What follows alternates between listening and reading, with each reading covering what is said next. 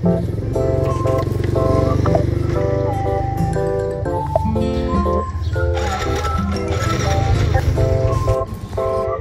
ko lang siya saglit para maya lang alis na rin ako. Hello mga kamamshi, good morning. It's 7 o'clock in the morning. So today, aasikasuhin ko ang aking lisensya. Magpaparenew ako sa LTO. Tara, samahan niyo ako. At ayan mga ma'am, dito na ako sa LTO. So ang unang step, kailangan ko muna kumuha ng medical. And ayan, nakapila na ako sa cashier. Maaga pa lang pero marami ng tao agad. And guys, magpila po na tayo ng driver's medical evaluation. So, ayan, papasan natin siya fill upan. Pupunta na ako sa last door. Pasado na ako sa aking online exam. So, kailangan ko lang magpa-print. So, ayan guys, nakapagpa-print na ako ng aking online examination. So, pasado ko. Magpuproceed na ako ngayon sa medical para i-claim para makapunta na ako doon sa renewal. Ayun mga kamams, nakuha ko na aking medical certificate. So, magpuproceed na ako doon sa kabilang station. Pagdating ko nga pala mga kamams sa kabilang station, grabe, ang dami na palang tao. Inabot na nga pala ako ng 10:30 mga mams. Grabe, gutom na ako. At ayan mga kamams, kapag bayad na ako, bali hawak ko na yung OR. So, hintayin ko na lang natawagin ako sa window 5. Medyo nalungkot nga lang pala ako kasi temporary printout lang pala yung binibigay muna nila.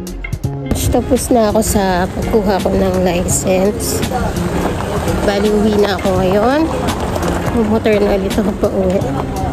Ay, grabe, ang dami ng pila. Sobrang gutom na ako. Ayan, uwi na tayo. So, kasi makakauwi na rin. So, yun mga ma'am, uwi na tayo. Ready na ako mag-ride. Ride safe. Naisip ko na rin pa rin sa nipper. Nahihirapan na nga rin pala kasi akong gamitin yung nipper na yan. Kasi syempre medyo bungi-bungi na siya. Buti na lang. Meron ako nakitang vasyador na malapit lang dito sa bahay namin. So ayan, dumaan na rin ako. Ayan, para naman mga moms, may magagamit na akong maayos na nipper. Nakakatuwa nga rin pala to si tatay. Kasi kahit may edad na siya, nagagawa niya pa rin maghasa ng nipper. Mga moms, naisip ko na rin pala ding ipaduplicate yung susi ng motor ko.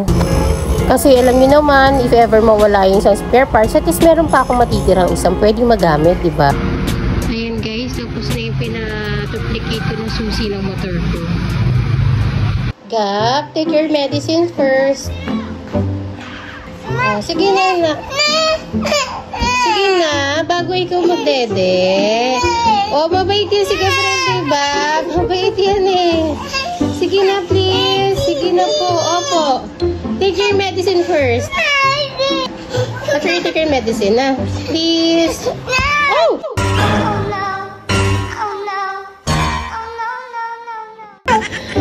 Sige na, onti na lang. Sobrang onti na lang, Gabriel talaga. Where is Gabriel? Sana kaya si Gab? Oh. Now here's your dede. Dede na. Where are you going? Hi. Kahit sa pagdede, kailan mo. Hi. Ito na. Ay, higa na dito. Higa na. Ay, alikot. Ay, bibigay ko na itong dede kay dinosaur na lang to. Dino, where are you? Ayaw na po ni Gabriel ng milk. Ay, lay down na. Wow. Lay down na. Hoy.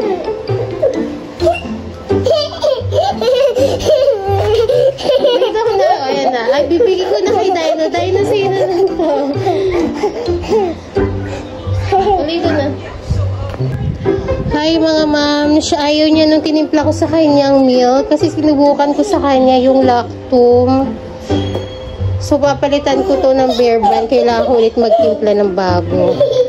At yun na nga mga kamam, nagtimpla ulit ako ng bago. Kasi ayaw niya talaga yung lasa ng lactum kahit dati pa. Pero sinubukan ko pa rin kasi. Sa ito, subukan natin ibigay kung magugustuhan niya. Ayan mga ma'am, dinete niya na.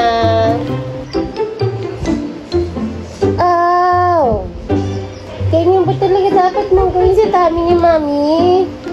Alam kong mataba ako, pero hindi mo naman kailangan gawin niya. Ouch! Ouchie, ouch! Hi mga kamams! Say hi to me! Hi naku mga kamamsi, ganyan lang naman yung ginagawa ng anak ko every time na nakahiga ako. Lagi niya tinataas yung damit ko, tapos yung mga belly-belly ko, pinagpipipindot niya. Sa sinusuntok-suntok niya.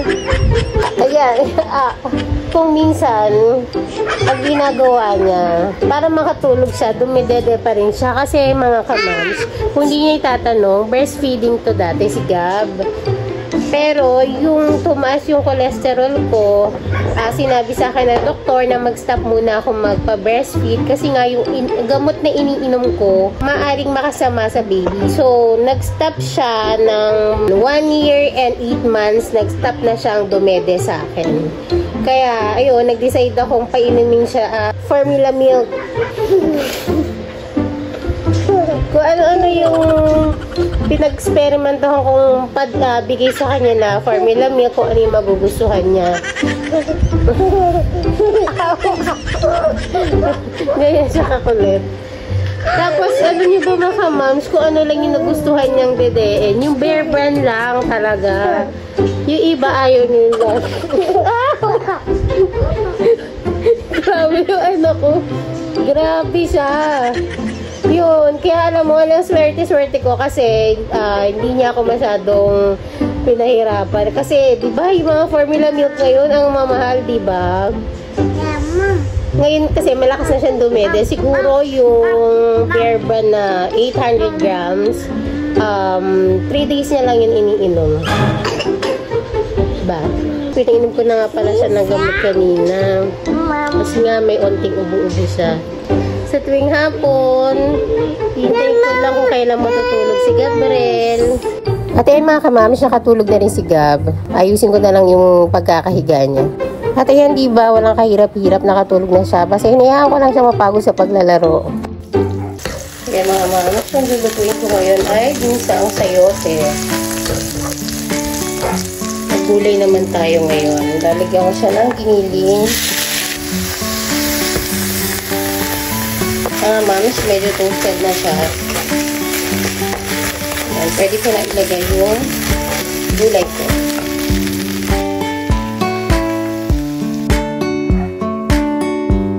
And that's all for today. Thanks for watching. God bless everyone.